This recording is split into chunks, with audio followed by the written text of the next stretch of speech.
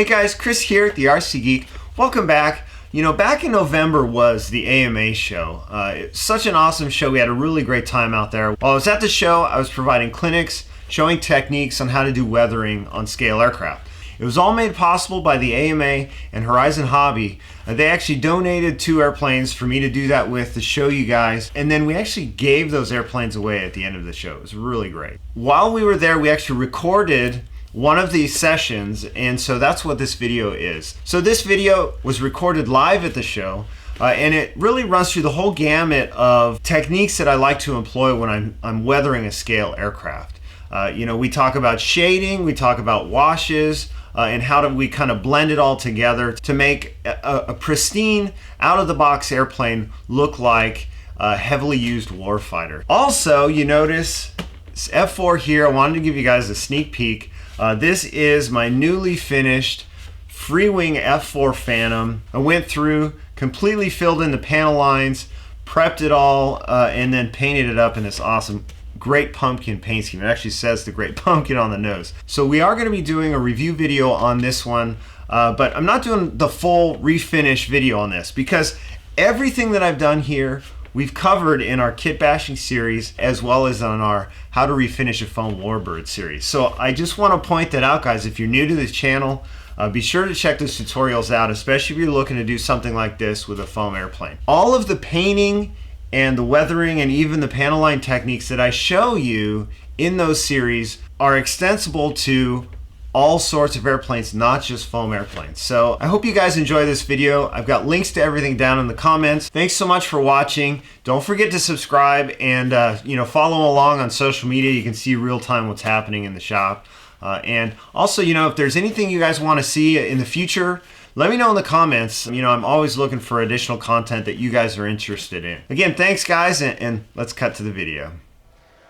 My name is Chris Wolf, otherwise known as the RC Geek. I have a website and a YouTube channel. I love scale competition. Actually won the US Scale Masters National Championship back in 2016 with a Mirage. And one of the things that I really like doing through my website and YouTube channel is showing guys how to build, how to do finishing techniques.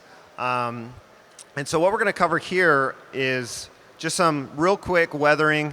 This can be, you know, I'm using a foam airplane as a medium. Horizon Hobby, they donated a P-51 and this Yak 130 for me to work on throughout the weekend to do weathering on. And at the end of the weekend, we're actually giving these airplanes away. So I'm in booth 359. If you guys stop by, it's totally free to enter. So be sure to do that. It's real simple. So what I wanted to do is, since we had the video cameras here, I was hoping we could video one of these sessions. We can put it on to, you know, my channel. And so what I'm going to cover is some quick weathering techniques. We've got an airplane already painted here. We'll talk about the mediums real quickly. But the thing is, what I'm going to show here can be used on any type of aircraft. It doesn't have to be foam. It can be glass. It can be, you know, 100-inch, 100-plus-inch warbird. It could be, you know, the smallest plastic model. So I just want to cover that up front. It doesn't, you know, it's not just foam that we can do this to. We can do this to anything. So the first thing I want to talk about, so one of the first things we're going to do, we got a jet here. How does it, what are we doing in the process of weathering? We're aging an airplane. We're making it look used because, you know, out of the box, these things look just way too pristine, right? So the first thing I'm going to do here is we're going to do a little bit of airbrushing, but what we're going to do is fade the centers of some of these panels to give it kind of an uneven look. And so the reason for that is when you see airplanes sitting out on the ramp, they never are one uniform color. They always have faded panels, and you have access panels that are different colors that are accessed regularly, and so sometimes those are darker colors than others, and so we're going to do that first. So let me grab the airbrush. Are we good on this one? So what I've got here in the airbrush is just some Model Masters dark gold gray. I couldn't find the exact color, but what I've done is I've mixed up the dark gold gray with some white to lighten it up, and then I've thinned it way down. It's like dirty thinner almost. So the consistency on this is really important because it's easy to add more weathering, but it's a whole lot harder to take it away once you've already put it on. So I wanted to touch on that. So what we're going to do is, we should be able to see it on the big screen. So we got this nice big panel here. We're just going to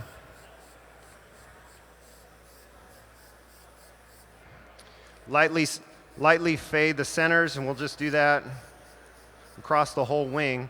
And the thing is, it's not necessarily uniform. You can get a modeled pattern, so depending on how you spray, you can tailor the results.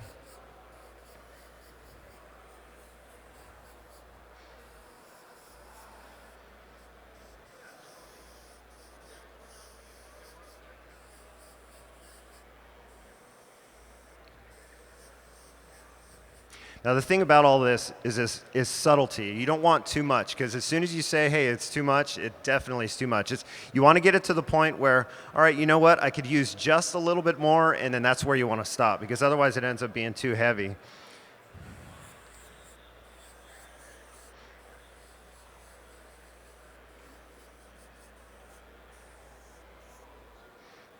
All right, so get a couple more panels here.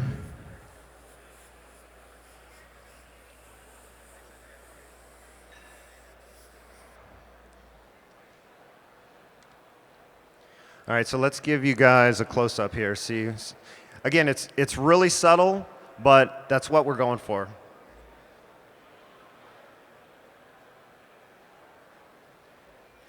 The other thing is you get variations in sheens, since the airplane comes out of the box semi-shiny, so that variation in sheen actually gives it a nice effect too.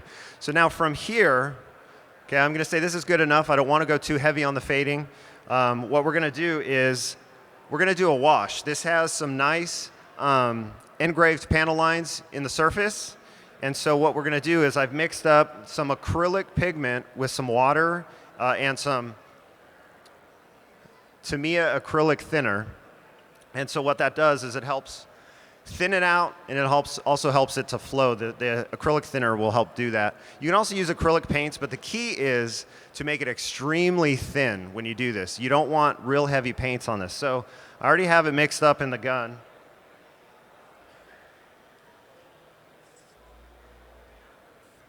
So I've already got it mixed up in here, and all we're going to do is literally just kind of just spray it on pretty heavy. And the beauty of the acrylic is that it won't attack your paint job. Now you can use, if you're using paints that have a lot heavier solvents in them, like lacquers or something like that, you can use oils or enamels or something like that. But in this case, the enamel thinner is going to peel up the paint on this pre-painted airplane, so we can't do that here.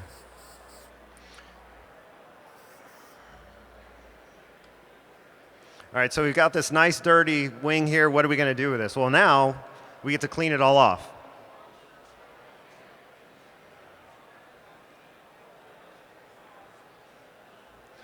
So we got the Tamiya thinner.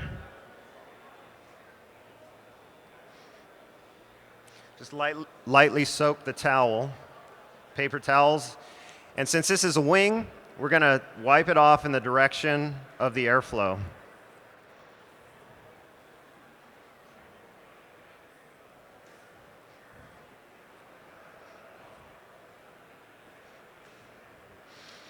And so what you see is this all collects now in the panel lines, and that's the look that we're going for.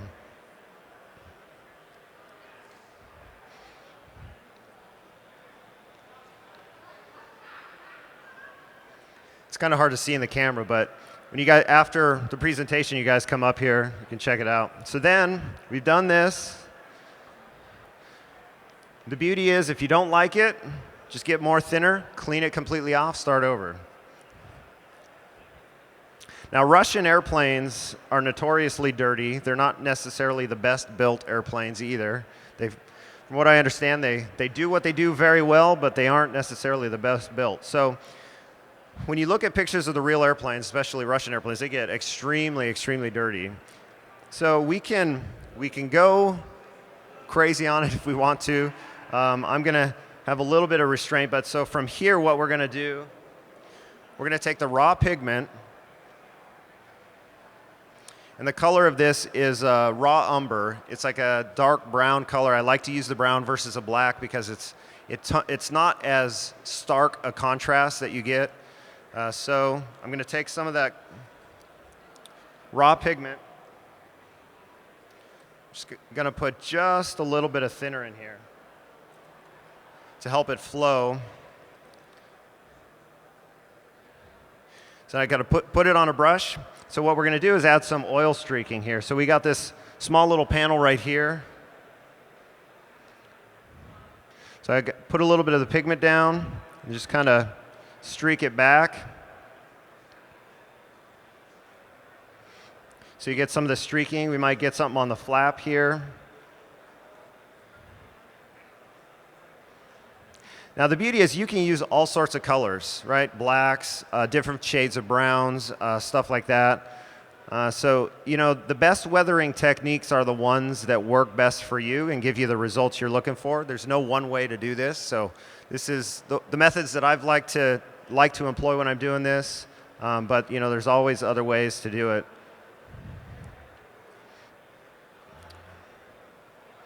So let's say oftentimes you'll get streaking from some of the hinge locations or something like that. So I like to put them on, ailerons, flaps.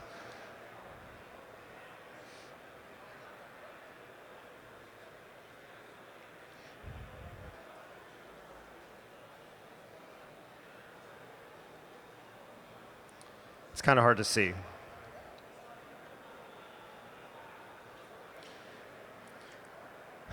So then the last little bit we're going to do, and it looks like we may have lost some of that fading we did at the beginning. So I'm going to touch that up a little bit.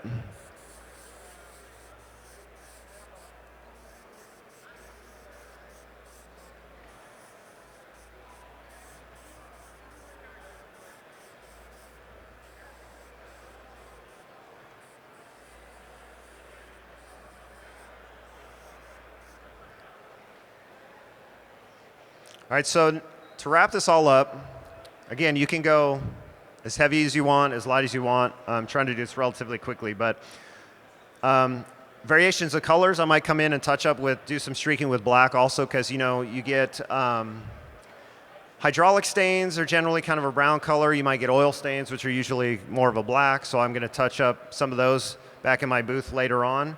But then to wrap this all up,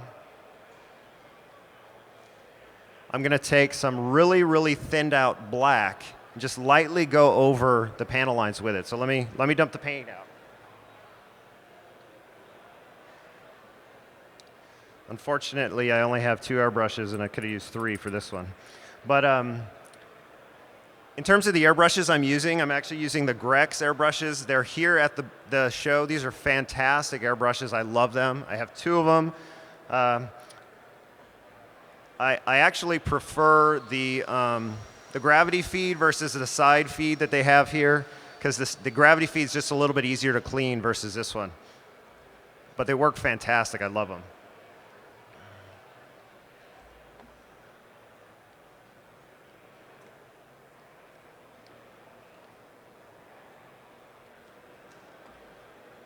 Just got to clean the airbrush out a little bit.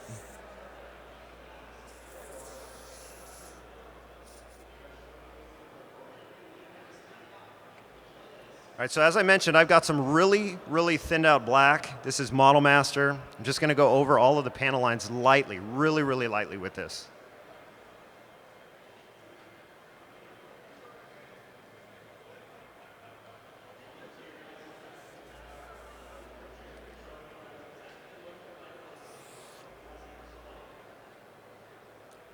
I'm also going to, sorry, let me clean this up here. I'm also going to use a real broad stroke on this. So what we're going for is just a really light fade over the panel lines themselves.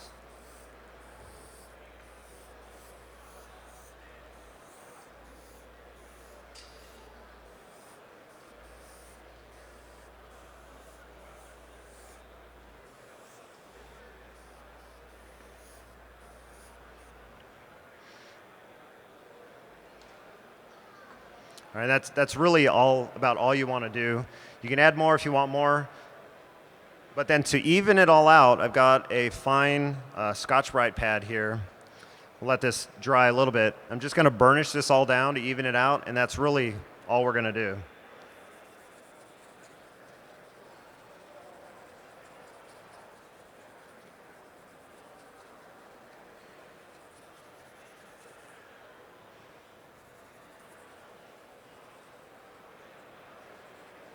So what we've done is we've artificially aged this wing, made it look more like a warfighter.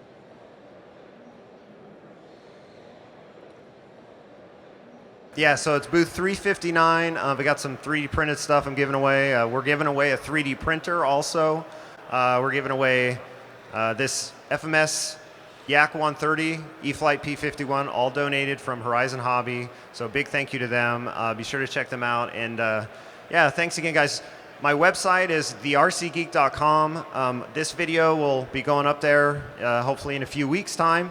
And YouTube channel is youtube.com/thercgeek. I show this and a whole lot more on this channel. So hopefully you guys can be inspired to give this a try and have some fun. Yeah, Chris has some great techniques on his website. Over here at the Scale Squadron booth is a foam P51 that he does a complete dictorial on the website and makes it look like it's a fiberglass aircraft. So it's one of his works of art. Nice job. Chris, thank you very much. How about a round of applause for Chris? Thanks, guys.